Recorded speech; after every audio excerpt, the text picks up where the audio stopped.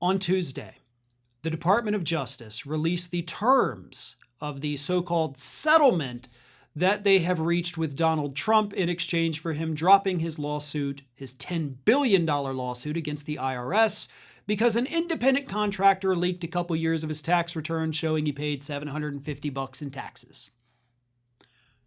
Now, as part of that settlement, as we all know, is the $1.776 billion slush fund potentially for Capitol rioters and Trump himself and his kids. But even more shocking and horrifying is what Todd Blanche, acting Attorney General, agreed to as part of this settlement. This was reported last week, and I mentioned it at the time that this is why Trump is considering dropping the lawsuit, but they're going to get rid of all the audits they've been doing on him. That's what was reported last week. It could include this. Turns out, what it actually does include is 1,000 times worse than that. Because not only does it drop any existing audits, Todd Blanche, in the settlement details he released on Tuesday, says that Donald Trump, his children, his businesses, any affiliated businesses, sister businesses, parent businesses, subsidiaries, anything connected to the Trump name can never be audited again.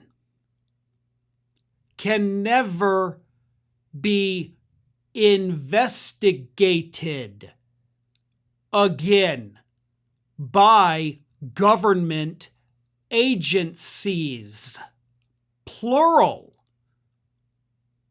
Not just the IRS, anyone. And that, of course, is coming from a legal analysis. The brilliant lawyer that I watched explain all of this. It's not just the IRS, folks. According to the experts, those who understand legalese and the way things are worded, this is worded in a way that will prevent Donald Trump from ever being investigated again for anything. At this point, America is dead. The United States Constitution is worthless and meaningless. All the rules and laws that we have in this country mean absolutely nothing. We have a dictator. Officially, right now, this country died. We didn't make it to our 250th birthday. It's done. And I'm not just speaking in exaggerated tones. There is no rule of law. If there is no rule of law, there is no United States of America. So if what these legal experts are telling us is true, and that Donald Trump can never be investigated, never prosecuted, never anything by the federal government ever again, he doesn't have to leave office. Doesn't have to. He can do anything he wants. He could walk into your house right now, strangle you to death, and the government, we signed the settlement, we can't prosecute. If, again, what these legal experts are saying about their reading of it is true, then it's over. We're done. Pack it up, start applying for, amnesty or asylum in other countries, because this is about to get real bad, real fast. I've never, in almost 22 years now of progressive media, I've never covered a story that has frightened me as much as this one does. That's how bad this is.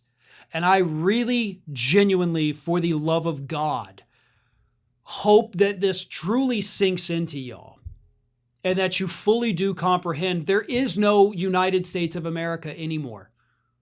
There's no three branches of government. There is one fucking orange dying dictator that is running this country now.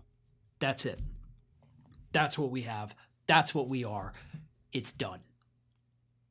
Can it be saved in the future? Honestly, I don't know. I don't know that there will be anything left to save. America has ended because we put a reality show star in the White House. Rocky Rockenbach says, can't the courts challenge it? And yes, that is another point I want to bring up. Because there is an exit. A settlement between two parties is not legal, is not legally binding until it is approved by the courts. So, if the courts do not approve this, and, it'll go through that appeals process and all that, we can get rid of it and none of it's legally binding. Jasmine Crockett has already put out the Stop Trump Act, to kind of derail a lot of this. She was absolutely on top of it, which of course is insanely frustrating that we are losing her in the House.